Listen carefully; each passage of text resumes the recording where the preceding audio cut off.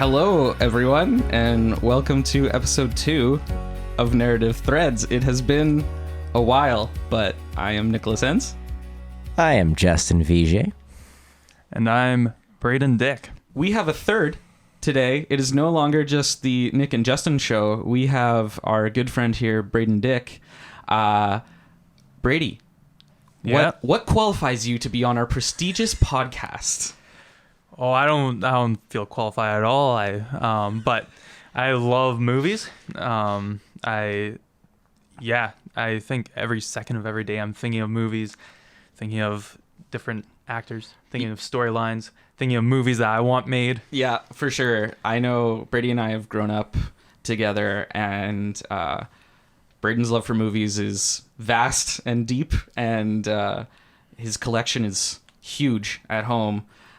So he's going to bring a really awesome perspective from kind of an audience point of view as well. Like you watch a lot of interviews with cast and you know a lot about actors and things like that. So really, really happy to have someone else to bring another angle to the podcast. So thanks for joining the team. Thank you. Today, as I'm sure you guessed by the title, we're going to be talking about It Chapter 2. Ooh. We're going to discuss our opinions and our thoughts and what we saw while watching the movie. We're going to give a little bit of background on it as a whole, as a franchise and everything. And, of course, major spoilers ahead. So if you don't want to know anything about this, go watch the movie, come back, and Go read a book. go read a book. There will be an unfortunate amount of it jokes, I think, where it'll just happen. So we have to acknowledge It'll that. just trail off. It will just happen. Yeah, we have to acknowledge that up front. So, Justin, you have a little bit of a grasp on it as a franchise. So what happened before this new movie in 2017 and now 2019? Sure. So obviously It is based off the Stephen King novel, also called It, which came out in 1986. It was a light read of 1,138 pages, so just an afternoon session of reading. You'll be able to learn it all by yourself. This was followed in 1990 by the 2-part miniseries, which we all know Tim Curry did a wonderful job as Pennywise, although I think Bill did a little bit better, just because New Age is a little bit more my thing. And then, of course, we had the movie in 2017, with features Bill Skarsgård and Finn Wolfhard, I think his name is. Is that Richie's name? The Stranger Things kid. Stranger Things kid, yeah. Which was wrapped up in a nice little bow last Thursday with It Chapter 2. So that kind of marks all of It's appearances as a featured character in Stephen King's Macroverse as a whole. But of course, Pennywise or It the character, which we might kind of go back and forth between calling him Pennywise or It just for clarity's sake, has definitely been featured in a lot of other Stephen King novels or just briefly mentioned. So yeah. Yeah, and we're going to go over kind of the origins and other appearances Pennywise or It has had a little bit later on. But first, I wanted to talk a little bit about fear, which is kind of this big plot point and driving force, I think, in the movies for sure. Pennywise, obviously, very scary clown, turns into horrific looking things and scares the crap out of you. Mm-hmm. And so I did a little bit of just kind of like quick research on fear and how it affects the brain. So when we're afraid of something, it triggers our fight or flight response in a part of the brain called the amygdala. The uvula. No, the amygdala. A little different. And it can actually, interestingly enough, cause hallucinations in some cases. It's paired with anxiety often, but what I found interesting was the fact that Pennywise changed into different creatures or different things they were scared of kind of rang like true of hallucinations and how they work, and I found out that it can actually be caused by fear, which is kind of interesting. And I actually have a story about that because I have been so afraid that I've hallucinated once before. Okay. When I was younger, I was a very scared child. I was scared of a lot of things, just in general. And there was one time where I was at home in my basement, and I opened up the toilet to go to the bathroom, and there was a giant spider in there. Like I'm literally talking. It filled the entirety of the bowl. Like it was huge. Ooh.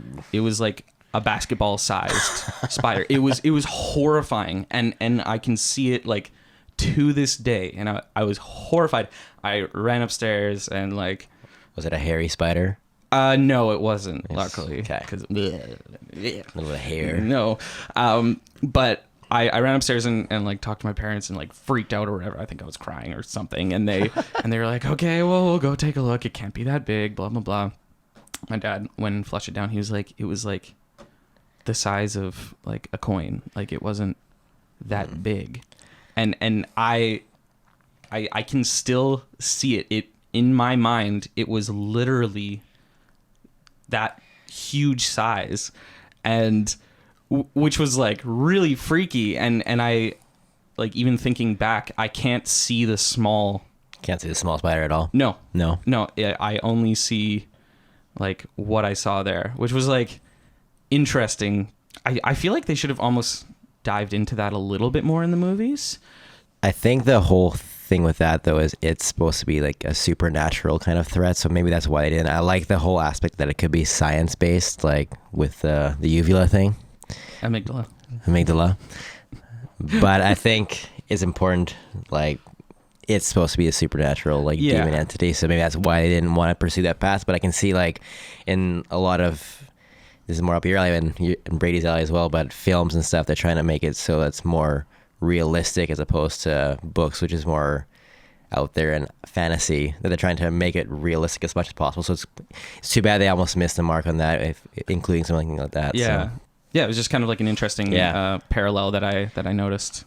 But there were a lot of differences, like kind of speaking about books compared to movies. Like, Justin, you have read the entire book. Mm-hmm. You brave soul. Mm-hmm. You've gone through, run many a Stephen King book in my time. Yeah. So like, what were the differences in like the fears and just like the book compared to the movie in general? And we're talking specifically the 2017 movie and the 2019 movie, not the older one. Yeah. So obviously, like, it's been a while since I'm trying to delve into the recesses of my mind here, and we talked about this a couple of days ago. But I'll start with kind of the big ones that I'm thinking of right now.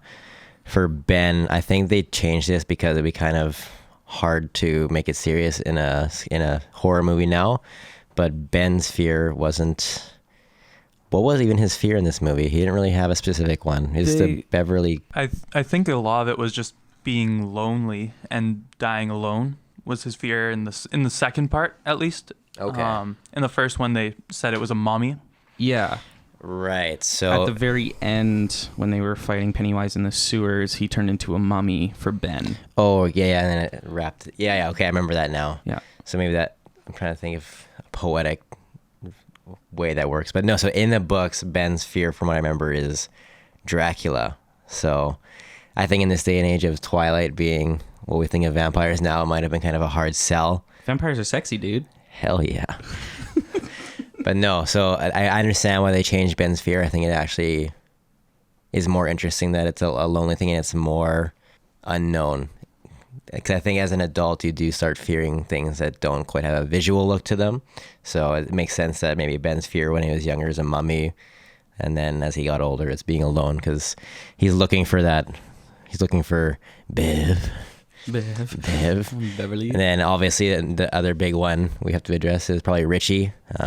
Richie's fear isn't looked into too much in the book. From what I recall, it's eyeballs, I believe. But in the movie, it's obviously finding out that he's gay. Yeah.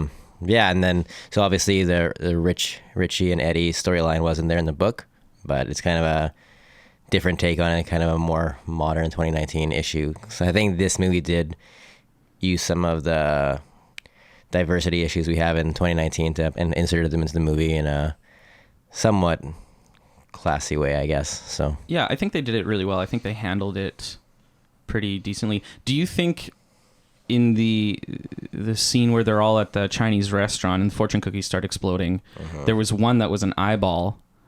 Do you think that was kind of like a callback that to might the have book? been like a cameo of that original fear, because I'm trying to remember, did Richie pick up the eyeball in the movie? No, it was, I think, the eyeball coming towards him, and that's when he's going, Okay. "What is this? What is this?" Okay, so Yeah, he said I something like that. It's looking at me. Yeah. So obviously there's different like little callbacks to books that weren't really touched on. Of course, we'll delve into that a little bit deeper with how the ending was a bit different, or a lot different than the book. But other than that, some of the fear differences, they're pretty similar for the rest of them for the most part.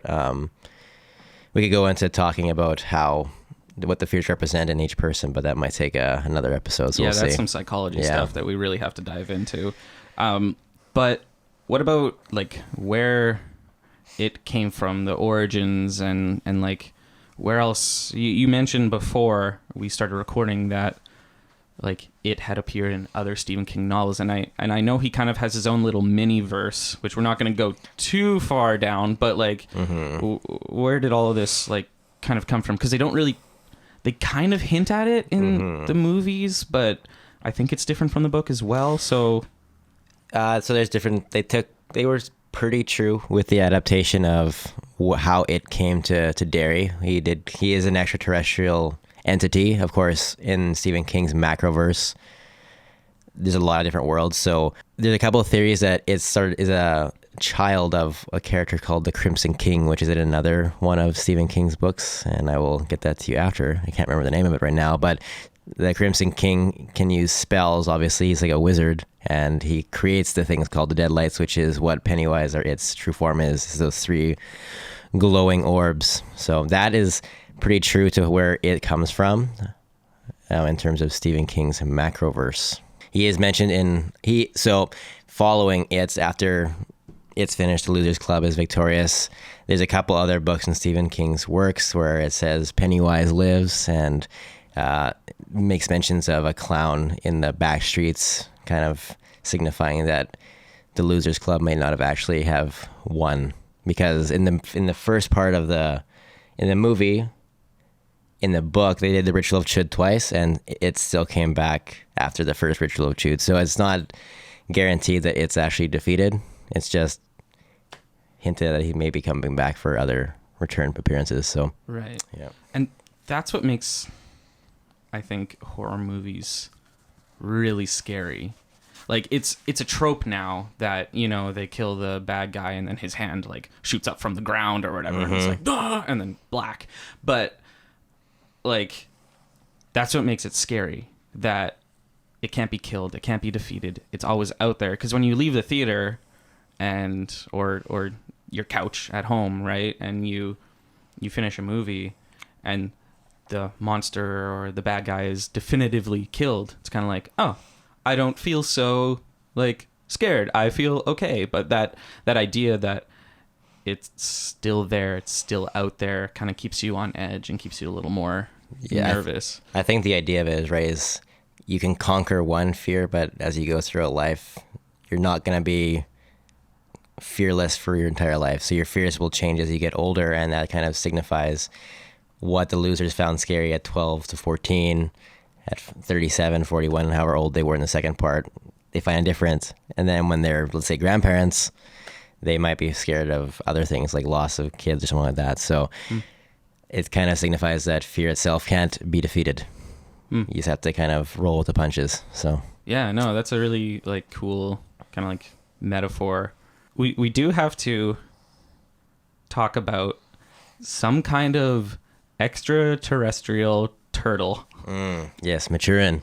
You mentioned this and it was out of this world. So what is that all about? 'Cause Yeah. that's in the book and not even close to anything in the movie. So they actually make a couple cameos in the movie. So in the first movie, when Bill's in his home, he has a Lego turtle and he's playing with it, and it's right before he goes down the stairs to see that hallucination of Georgie. He's holding that turtle, and I think that's kind of their cameo to Maturin. But so in the books, Maturin is the giant space turtle who's carrying Earth on his back. So he's like lion turtle in a D&D sense. But Maturin and it are considered brothers, so they have they have similar powers, but Maturin is like the entity of good and it's the entity of evil. So they kind of have a clash of wills, and then there's another higher power, was like the all-encompassing God in this universe as well. But Maturin is a giant space turtle. So with the ritual of Chud, it's in the books. It's not a Native American ritual. It's Maturin teaches the Losers Club how to do the ritual of Chud so they can defeat it finally. So Okay. yeah, and that goes. The ritual of Chud's a little bit different. It's if anyone's ever seen The Shining, the Losers Club are all psychics in a way. So that's how they actually defeat it, is through a battle. When they said a battle of wills in the movie, it was literally a battle of wills with psychic energy. So, Right. yeah. Brady, do you think that would have derailed the movie too much to have like a giant space turtle, or like do you think it could have worked? Like, No, I think that if they were going to introduce a giant space turtle, I think that they would have to go way in depth with that, and it would just kind of take away from the rest of the movie quite a bit. yeah, And they would have to have a bunch of other movies that would work. And there's been movies like The Dark Tower right. that was a Stephen King novel that did very poorly. And so, And it had kind of like cosmic things going on too. yeah. And so I think once you start introducing more and more things, it just becomes more difficult. Right. The MCU. They would involve Yeah. the MCU, yeah. Based on Stephen King, if you like any of Stephen King's works, definitely read The Dark Tower, because The Dark Tower is a launching point for a lot of these characters you see in a lot of Stephen King's other works. So Okay, is it yeah. more of like a prequel kind of? It's tough to say because all like these storylines can go on at the same time. It's just there's different timelines, and what happened. Like there's characters in The Dark Tower that show up in almost every single Stephen King novel in some degree. So Right. yeah. Okay. Also, it in the ending, it's actually potentially a girl, not a boy, and everyone calls it a he. But in the book, it's actually pregnant, so potential for more baby itlets. But, Itlets. yes. And I think that's great that they didn't do that in the movie, because then it's one of those tropes where it's like, oh, there's eggs. It shows eggs at the end of the movie, so there could be more. It's like a classic. Yeah. So I'm glad that it kind of ended it off with kind of a Chuck Norris type ripping the heart out. Yeah, that was and good. crushing the heart kind of thing. Bit of finality to it. Yeah, I like that. The last thing I want to point on the ending for it is its true form is not the spider with the clown body. It's just like a giant intergalactic space demon spider. That kind of threw me for a loop a bit. I was really excited to see the spider because they did it in the 1990 miniseries, and it's obviously like a puppet, so Right. it doesn't do it justice. So I was kind of hoping to see what they would do with it. Mm-hmm. So I felt like a tiny bit disappointed because I was kind of hoping to see the actual spider. Yeah. So I got kind of a half spider. Yeah. So, yeah. Yeah. Oh, we'll talk about the CG a little bit Yeah. yet. But like that whole idea of like a giant spider, I think if it was chasing me, like after me, I was trying to think about this, and I think it would actually be like it would turn into some kind of giant insect. Okay. I'm not afraid so much of like bees and like, you know, ants and whatever and stuff. Like those don't bother me. As soon as they get larger though, that's where I get uncomfortable. Yeah. And I think it's just something about them that would like it would just be too much. Like that I'm freaks with me you out. on that. Like giant millipedes disgust me. There's so many really little legs. But no, so going back to the spider quickly here, it kind of goes into Eldritch mythology and like Cthulhu, where the human mind actually can't process what these things actually look like. So the spider form is the closest representation of what it actually looks like in its true form. So that's maybe why they didn't want to they didn't want to do anything space or like deep cult related in this movie at all. So maybe that's why they went with the spider clown Yeah. hybrid thing instead of going to the eldritch monstrosity. Yeah, those fourth, fifth dimension stuff can get really complicated. But Yeah. what would be your fear? What would it turn into for you guys? I think for me, it would. Well, my two main fears are tight spaces. Okay. So I don't know how he would really turn that. But one I could see him chasing me as is a snake. Are you scared of I'm snakes? terrified of snakes. Oh, really? Yeah, it's and frogs. Like I see a frog and I just make a beeline the other way. Really? Yeah, Okay. It's I didn't know awful. that. Yeah, because I do landscaping and I see a lot of frogs and it's just the worst.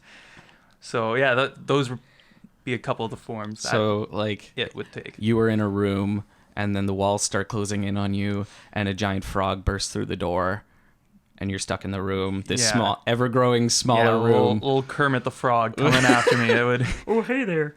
Yeah. I'm trying to I think now that I mentioned the giant millipede, like a giant millipede would be pretty disgusting. I'm trying to think. I actually have this like recurring dream that like my teeth are gonna fall out. That's So a may- common one. Yeah, so I think maybe a millipede with its teeth falling out. That'd be my fear. I love that. That's awesome. Apparently, as a little bit of a side note, that's a fear of growing older, the teeth falling out.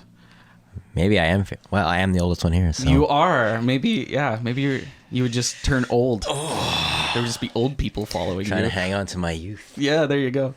Let's take a quick little break, and then let's dive a little bit more into kind of like a meta view of this movie, what we thought about it, the casting, the characters, how they shot it, and all that. We'll take a quick break and then come right back. Welcome to the break. Thank you for listening thus far. We really appreciate it.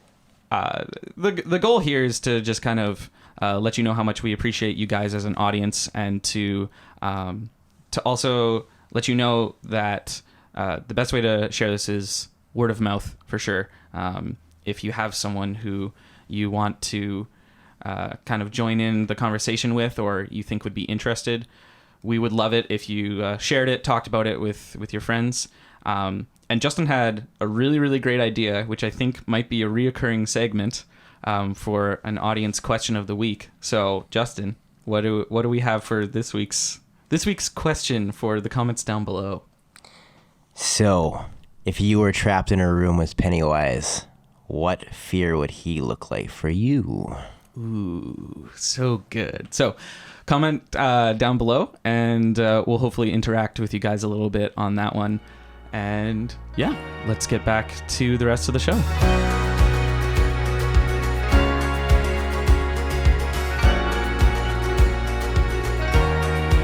Okay, so Brady, you have some opinions.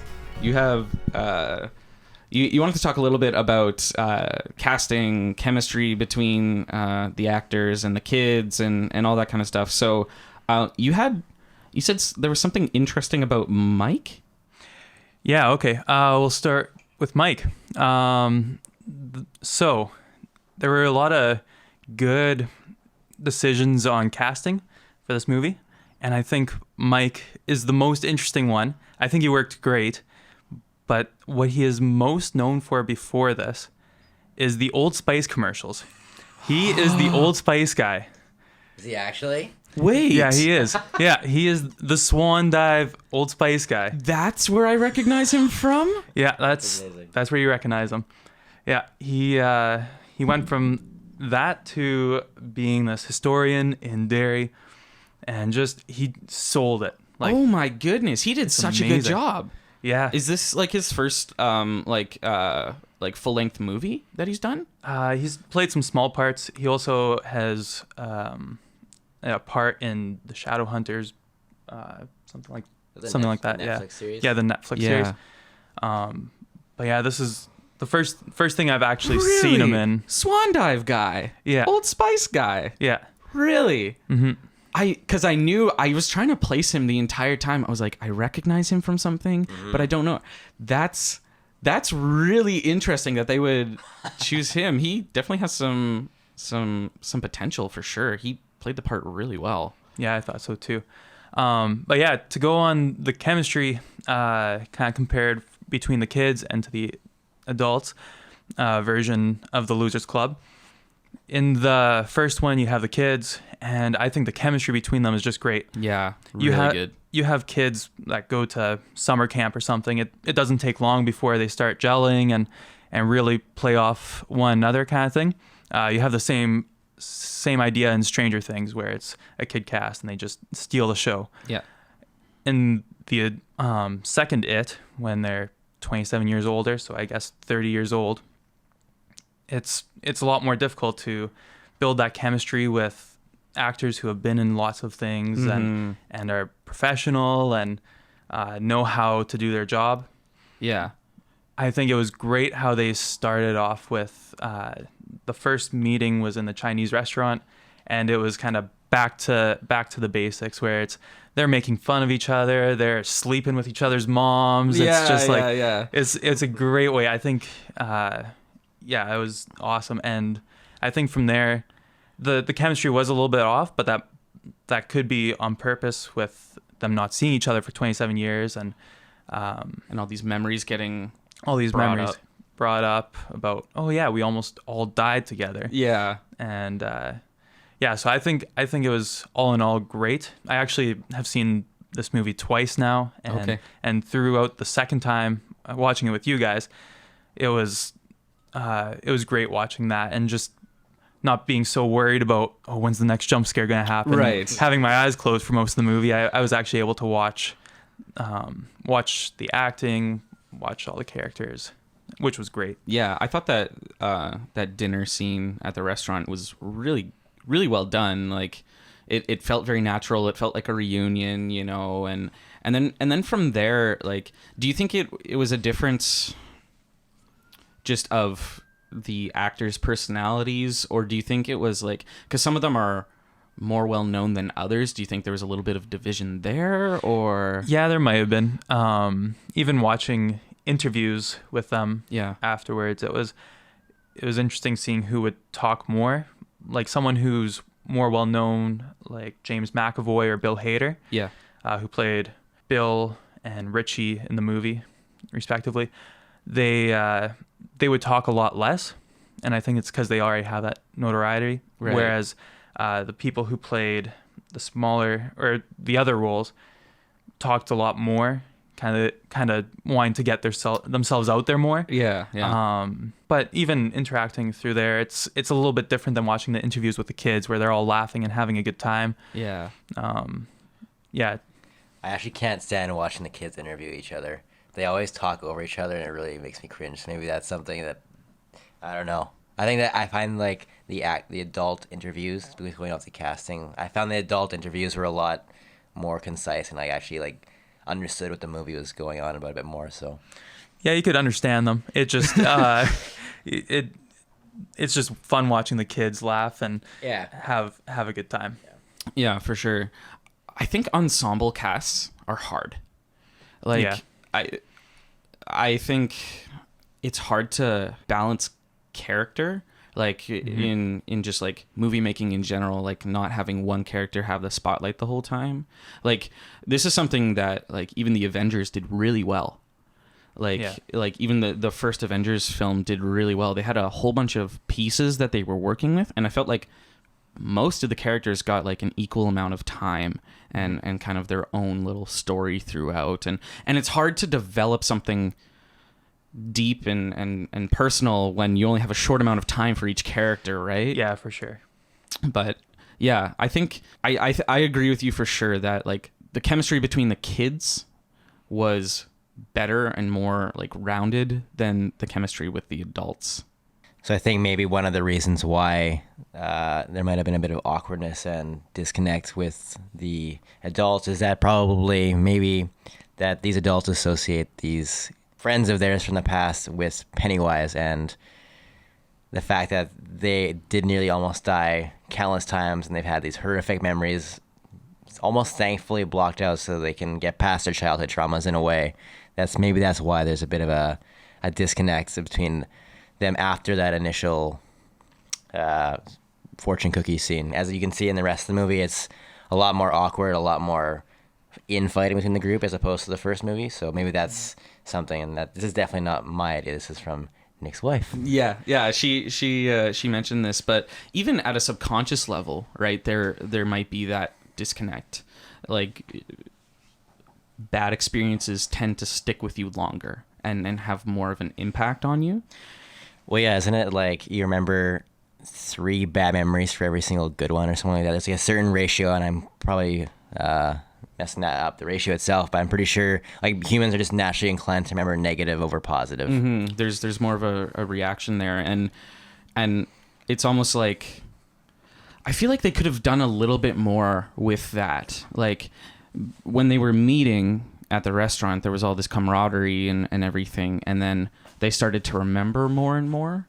And I feel like they could have played into that a little bit on how, like, I don't want to remember, I don't want to talk to you anymore, because that brings up these memories. I don't know. I feel like there could have been a little bit more, just like a few instances or a few lines of dialogue to help that idea along, if that was what they were even going for. If not, it could have just been that the cast didn't have the right chemistry, which happens. Essentially, like, I mean, maybe if they went that direction, then they could have removed some of the, as you call it, the systematicness of the scaring scenes later. They would have had to maybe remove some of those so they could develop maybe that storyline a bit more of, I don't really want to know you. But that also would detract from the book a bit, because the losers were wanting to get rid of it, from what I recall, pretty much from the get-go. It wasn't as big of a teeth-pulling experience as it was in the movie. So Right, yeah. What about how Pennywise interacted with the kids versus the adults?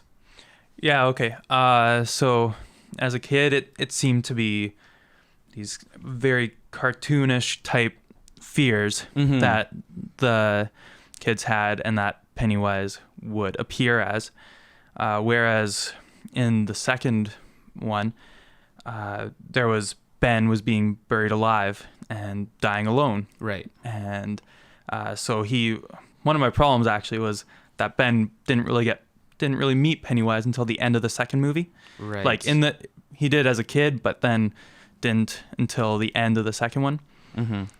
But you can tell throughout the movie that that's a fear of his, is dying alone, just always being this fat boy. Right. Yeah. And how he changed himself so drastically. Yeah. Yeah. But Pennywise has this great line of, "You'll always be the fat boy, no matter how many sit-ups you do or anything like that. You'll always be the fat boy." Yeah. And then with Bev, it was drowning in blood again. Mm-hmm. And all these people saying things about her, how you're nothing without me. You'll always be my little girl. Yeah. And so it was interesting how different the fears were between the first and second one, and we touched on that a little bit beforehand. Do you think it was better?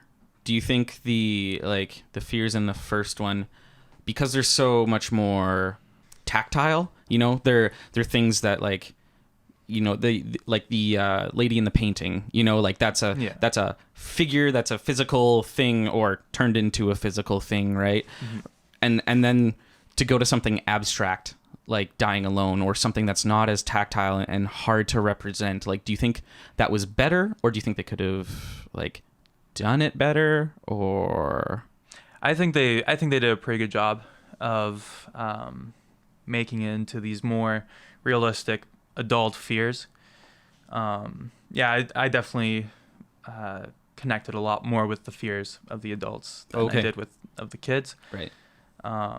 I think another great interaction was Bill. It was kind of the same guilt throughout both movies that kind of Pennywise pushed into him and in the second one, it was finally revealed, he was faking being sick. And so then he feels guilty, and he pretty much has to face that fear by drowning Georgie. And so he's killed his brother twice now in the movies, right?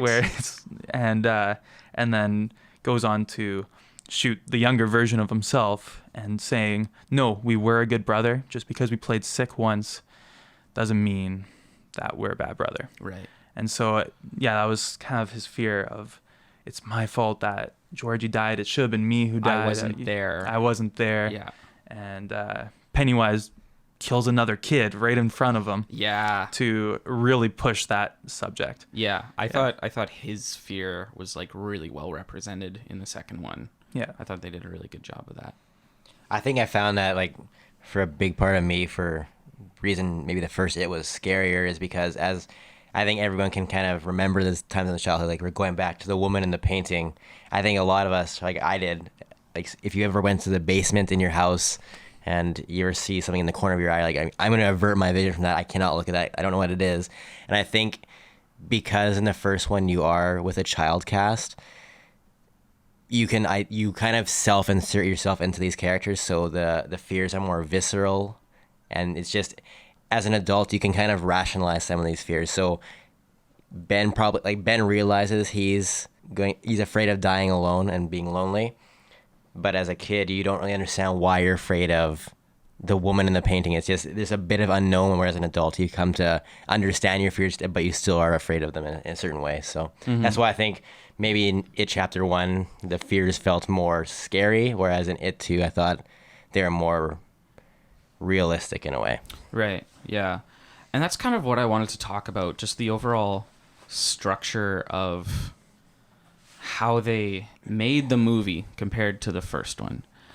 I think I had some issues with it, with the second one, how they, just the overall like scariness and things like that. I'm not a huge horror movie person or things like that, but I preferred the first one, and I think the reason why was how they built up tension and suspense was better, which is interesting because with the kids, something more touchable, more scary would seem to indicate from just like a movie making standpoint that you can do things more like jump scares, more horrific looking, visages or whatever.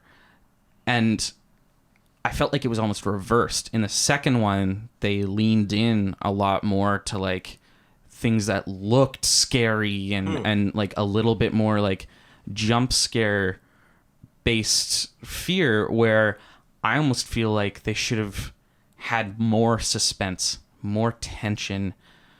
It was almost rushed. And that's saying something for a 3-hour movie. Like, the part that I felt was the most well done for like a scare factor was the scene of Beverly going back to her old apartment. Mm-hmm. The way that scene built up was unnerving. Oh yeah. And I think part of it was because everyone had seen it in the trailer as well. So there was that anticipation, but it wasn't just like outright, I'm going to turn a corner and there's, some leper or whatever, right? Yeah. Like it built up this old lady like stopped talking and just smiled and stared for like a good 10 seconds. And they did a lot of things right in that scene as well. The pacing of it was really good. Mm-hmm. And then I wanted to talk about when she was staring. First of all, that's an unnerving thing to do. Yep. Yeah. Second of all, it was an amount of time, like they let it sit and sit for like... It seemed like forever. It seemed like, it was like, oh, that's weird. And then you started thinking about it and it's like, that's really weird. And your brain had time to process this. And then they broke it really, really well. I noticed when she went from smiling to back to talking, I think what they did actually was they cut one frame out. Okay. A very, very subtle thing, but when your face goes from one thing to another, smiling to not, there's a brief amount of time, subtle like facial cues and things like that, where your face is kind of like resetting back, right? Mm-hmm. It's going from one thing to another, and there's a change.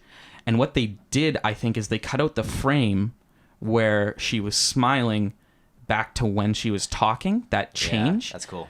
and it was just this subtle jarring thing that brought you out of it in a weird way, and also I think helped. Like, I think that was a good narrative decision for like Pennywise and this fear thing that it's supernatural. It's not right. There's something off, you know. Well, what I liked, like, and this may not be related to film, but when she's even entering that scene and the old lady's in the shadows, that is actually Pennywise. Like, he's in the clown form there. Yeah. And that's actually Bill Skarsgård's voice when he's talking to her through the door until we actually see the old woman. So it even builds up to that, like, you're not quite seeing what's actually going on. So yeah, and they played a lot of back and forth, you know, the name on the door, the, you know, Pennywise in the shadows coming in and out, you know. Yeah. And the grandma in the background. Dance, like, that weird movement. Like, it was funny, but it was also unnerving, you know. And it's that this is where I thought they went a little too far. It was funny in some places, and not in a sense of like comic relief, because, like, you know, there are a lot of movies where you have something scary going on and then there's one character that's kind of the comic labeled as, you know, the comic relief or whatever, the Chandler. And like, there were multiple times where people in the theater were laughing. I burst out laughing so many times in places where it wasn't meant as comic relief. Do you think that's the brain trying to, like, because this is what I've always thought, like, if something's just going to be scary, the brain attempts to, like, break that. So I think that's part of it. It's just like that systematic part where it's scary. And then, okay, this is suspending your belief at some point. Okay, like, is it getting kind of ridiculous now? So maybe that's part of it. Yeah, I think so. But I think you have to kind of play with it, right? Like, because, you know, there are lines and there are scenarios in the film that are funny and are meant to be that. But during, you know, the scene with the grandma, there's all this tension. And then what they want to do is, like, with that shadow in the background of her, like, moving away all weird. I think, like, the purpose of that is to unsettle you more, right? You know something that the character doesn't. Right. You're ahead of them. And I think it could have been done in a way that wasn't so comedic looking. Oh, with the hag? Well, no, just like the shadow in the background, even, right? Oh, at that point specifically, you know, you could have had something happen where, like, they move away in a less comedic way. And, you know, Pennywise is a clown, and so it's like, where do you find that balance? Yeah, you say that, but I remember during the movie when that happened, you threw your arms around me. Yes. And went, no more of this, more of this. Yeah. Most of the people were laughing. You were terrified. Yes, Yeah. that is true. Yeah. So is it just me, or, you know, like, do you appeal to more of the mass? Because I think the majority of the people in that scenario were laughing. Yeah, I think so. I think because it was kind of this, should I laugh or should I be scared? And I think it, for me, it was kind of both, where it's like, yeah, it's funny. And then I think about it, I'm like, if I saw that happening, if I saw somebody moving that erratically and that crazy, I would be terrified. Yeah. Like, But I think as a character, right? So that is Pennywise, obviously. I think that's kind of like almost like, because in that scene, from what I remember, she's looking towards us, the audience, at that point, and Pennywise in the background. It's almost like a victory dance. Someone like, oh, she hasn't caught on to me yet. I'm about to get the kill here. So maybe that's because he's kind of like, or she is kind of an animalistic kind of force, right? So it's just kind of like, oh, I'm so excited. Maybe that's kind of what they were going for with that. Yeah. There is, like, some debate of whether, like, because Pennywise is its favorite form to take, that it's adopted some of the clownish behaviors as, like, part of just its personality. So maybe that's partly why it likes to play around with its food in a way. So maybe that's why it likes to do the silly thing. Yeah. There's no confirmation of that, but that's just kind of some people putting some theories out there. Maybe that's why he reacts and, like, does the silly things. Like, I think I would have enjoyed seeing a little bit more interaction with Bill Skarsgård as Pennywise. Yeah. There's, Because, I mean, the scene with the little girl under the bleachers, that was terrifying. That was just like the scene with Georgie in the first movie where it's kind of, okay, he gets this kid and he first scares and they're like, no, I can't talk to you. And then he plays to that saying, oh, nobody likes my face. And of course, this girl has a birthmark on her face that people make fun of. And so it's kind of that, and then lures them in and goes for the kill. And it's just crazy. Yeah. But I feel like I didn't see enough of Pennywise and like the clown. In this film. I agree. Like the best scene for me with Bill Skarsgård was when he was actually himself putting on the makeup, right? Kind of at the end of Beverly's scene. Like, that's where his acting came through. That's where, like, that emotion came through. I feel like they relied on CG a little too much in this one. There were a few things, like, I understand you can't, create weird, crazy looking giant clown spiders. That makes sense. I understand that. But, like, I feel like there was a few things where they could have done a little bit more practical effects rather than CG. And, that's with a lot of movies now. It's easier and cheaper to do it that way. And so I understand. I just feel like practical effects sell it better. They're not so ridiculous and rubbery looking. It's getting better and better all the time, but there's still that element where, like, even when Ben was getting, like, buried alive near the end there was a scene of, like, dirt kind of being pushed in and, like, his hideout being destroyed. That was almost entirely CG, and I feel like they could have done a lot more practical things in that sense. When the dirt is kind of busting in, like, this is what I saw, and I might be wrong, but I felt like I saw CG wood breaking and CG dirt falling through. Oh, okay. And it's like things like that where if you're gonna go pretty, like, cosmic and a little bit more weird, which this one did. The first one was a little bit more grounded, and it felt more natural and practical. This one got a little bit more, like, out there, which is understandable, and that's harder to pull off practically. But I feel like there was more things they could have done with Bill Skarsgård as like as an actor, and let him act a little more and kind of be that fear and that tension, because, like, when he's talking to a character as Pennywise, it's pretty freaky. Like, just how he acts, how he does it. That scene in the first movie where he comes out of the fridge and does that dance, like, towards, that's a scary like, scene. like, that's unsettling, and I don't feel that as much when there's a head with spider legs that is trying to eat one of them, and they're, like, trying to pull him off. Like, I don't feel that fear and that tension as much. It wasn't as horrific. It was jump scary, and there were some, like, creepy looking things, but it wasn't, like, unnerving. This one, I felt. I don't know how you guys felt about it. I felt the first one was more unnerving and suspenseful and just more horrific as a movie. This one didn't almost seem like a horror movie to me for some reason. No, it seemed more of a comedy, which, I mean, it was a great movie still. I loved it. Yeah. Every minute of it. But yeah, I think I was laughing a lot more than I was scared in this movie. Yeah. Yeah, no, the first one I definitely came in, like, I was a lot more nervous, and then when I saw, I was like, oh, that was a good scary movie. Like, I haven't had one of those in a while. And out of this one, I was like, well, that was funny. It was a good movie. I thought of it more like a dark comedy, like just a morbid sense of humor. Which is interesting. Sequels are hard. Yeah. Sequels are hard to do well because everyone has the expectation going in from the first one, right? There's just that sense, and a lot of sequels fail because of that. I feel like they didn't write it properly for what it was. I don't know. That was my opinion on it.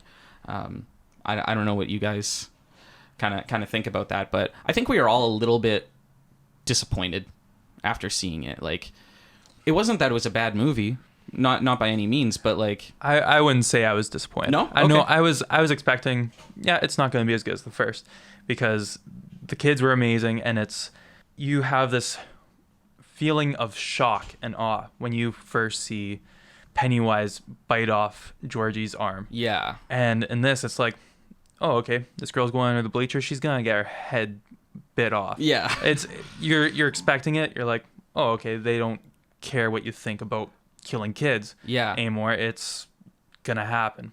Yeah. And so I feel like for me, the expectation of pulling back a little bit was gone. And so I was just ready for a fun ride throughout the whole thing. And Yeah. Like for me, I did come out like the tiniest bit disappointed just because there were certain things in the book that I wanted to see translated into film, but then that's every book reader's kind of disappointment is, oh, I didn't get to see this particular thing, so that's why I didn't like. I still like the movie. It's just there's certain aspects of it, like the first one just was better in a sense. So Yeah. But there's apparently some hope for redemption, or well, not even redemption. I shouldn't say that. It was a good movie, but there's more coming. There's talks of like a supercut happening. there's more of it. More of it. yeah, so he's right now talking. Andy Muschietti. I don't know how I pronounce his last name. I'm sorry. Andy, we'll call it first name basis. Andy, Talking about maybe doing a supercut. And this is something he really wants to do, where he'll hopefully get them to film a few more scenes that he wants in there and to then release it either in theaters or I don't know, because it's going to be something like 4 hours or something like that. Yeah, it would be super long. I can't wait for that. I hope it happens. But he's also talking about if he's able to get a good movie or a good idea for a movie, doing an It 3 where it's kind of going back into the more origins or kind of a different time period of Pennywise. And, Prequel. Yeah, prequel. So I think that could be really cool too. Yeah, because in the books you hear of it every 27 years it comes back. Right. Stephen King doesn't really ever go into specifics of what happened. So there's like brief cutouts. 300 people died. A town or a tribe of people is wiped out. It's nothing really specific, so it'd be kind of nice to see what its form looks like in the 1600s, because it probably won't be the clown, because there probably wasn't those type of clowns back then. So like in the brief scene of the Ritual of Chud, when Bill's having the hallucinations, like you see it looking more like an actual like demon, Like a beast. Yeah, so it'd be kind of interesting to see, like, because obviously I imagine Bill Skarsgård would play the character again, but he'd probably be maybe more himself in a way instead of Pennywise. So Yeah. It opens up a lot of doors, for sure. And then Pennywise 4, the future where he's like RoboCop, and everyone has hover cars. And 21 Jump Street it, have like a yeah, there we go. It chapter 27. It chapter 49. Yeah, for sure. Any final thoughts?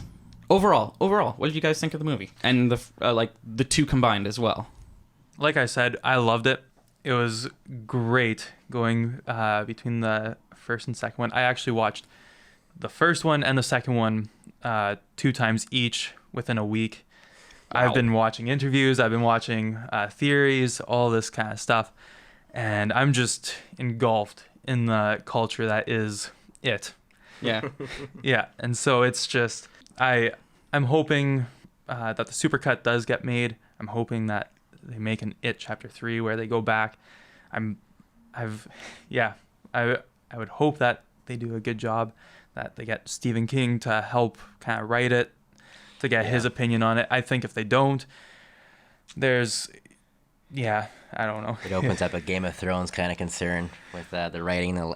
You want the original writer to be a part of it, I think, just to keep it canon. I thought it was a really good scary movie. Like, I don't really watch too many scary things just because I'm not a huge fan of jump scares. I think it's kind of like a cheesy way to get a reaction to someone. I like, if it's going to be scary, like psychologicals gets me more, so I kind of avoid jump scares. But I like the book. I like the movies, so I'll give this one, as a combined, I'll give the series an 8 out of 10. Ooh, a score and everything. Wow.